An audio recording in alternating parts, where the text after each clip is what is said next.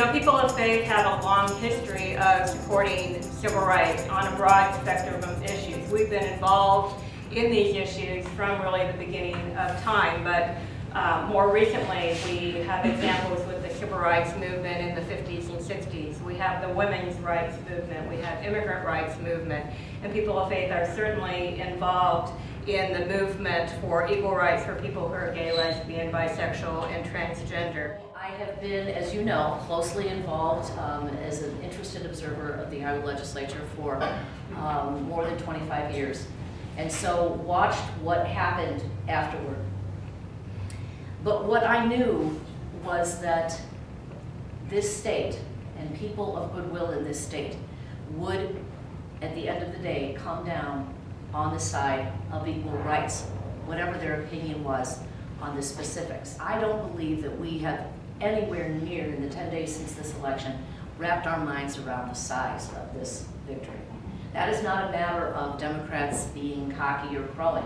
It is a fundamental, I believe this, Tammy Baldwin is a fundamental shift. Those 4 elections have taken away the ability of people who say, every time you put this up to a vote of the people, it loses. Not Tuesday. And I want to speak to you as a former state legislator because this is a great opportunity to really build a foundation for permanently establishing equality in Iowa. And the reason that I'm passionate about this is, as many of you know, I very publicly changed my mind on this issue after being an opponent of equality. And I did that because of relationships. I'm always reminded of the saying by the Christian writer Philip Yancey. He said, nobody ever became a Christian by losing an argument. There wasn't any real logical argument that was ever presented to me. It was friends of mine who were gay basically talking to me, and neighbors and co-workers, and me saying, okay, the issue here is that these folks want to build monogamous, long-term relationships and stable families, which both political parties want. We started Justice Not Politics in 2010, as you remember, when Bob Vanderplaat stood up and said he was going to take his revenge out on the Varnum decision on the justices. If Bob Vanderplaat and the family leader wage a war on the courts again, then it's just going to look silly and mean-spirited. That's simply it. It's going to look silly and mean-spirited. But this time the wheels came off the anti-gay bus.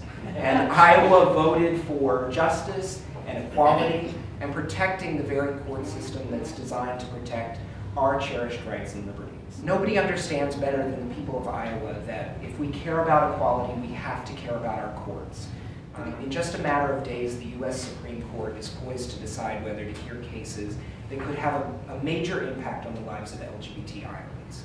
At stake is equal treatment under the law for married same-sex couples who are currently denied 1,100 federal rights, protections, and benefits because of the discriminatory effects of the Defense of Marriage Act. So there have been 9 courts that have found DOMA so far unconstitutional, including 2 federal courts of appeal. So even in states where the freedom to marry is a reality, like in Iowa, we continue to fight for full marriage equality. And the important victories that we have achieved in Iowa, the referendums in Maryland, in Minnesota, in Maine, in Washington, show that we've turned a corner towards equality and that we're not going back. This is the new normal. But there is a lot that still needs to be done, and we will continue to bring cases to fight for full equality. And at the end of the day, we all know that the retention vote was about marriage equality. And Iowans rejected that mean-spirited narrative, and they voted to retain Justice Wiggins. That's the new normal. We maintained a pro-equality Senate majority, and we gained 7 seats in the House. We sent a clear message that opposing marriage equality and using this issue as a wedge is no longer a winning strategy. And the future of the new normal is that our issues of equality and justice, will no longer be used as divisive social issues. That equality will be neither red nor blue. It will simply be the new normal. So here in Iowa, what's next? And I'm speaking as the executive director of One Iowa, and as a lesbian, and as a woman who will marry her partner of 26 years next year. We need to meet with our friends, and we need to meet with those people who are conflicted and with those people who oppose us. We need to change the narrative from an us and them to a one Iowa narrative. We need to meet with the Department of Public Health and make sure that our families and our children and our relationships are accorded the same rights and privileges as anyone else. No more whiting out of a mother's name on a death certificate. No more refusing to put both parents on a birth certificate. We need to make sure that we decriminalize AIDS, HIV, and we can do that in the next session. We need to look at health care for LGBT folks in Iowa. What are the needs and what are the problems and what are the solutions? We need to look at the safety of our kids. Let's put resources into making sure not only that our kids are not bullied, but let's put some effort into making sure that some of our kids don't become bullies. That's the new normal. Let's look at what happens to LGBT folks in rural and farming communities. What happens if you're a senior, a gay man, living in a facility, a retirement facility in rural Iowa? What happens to you?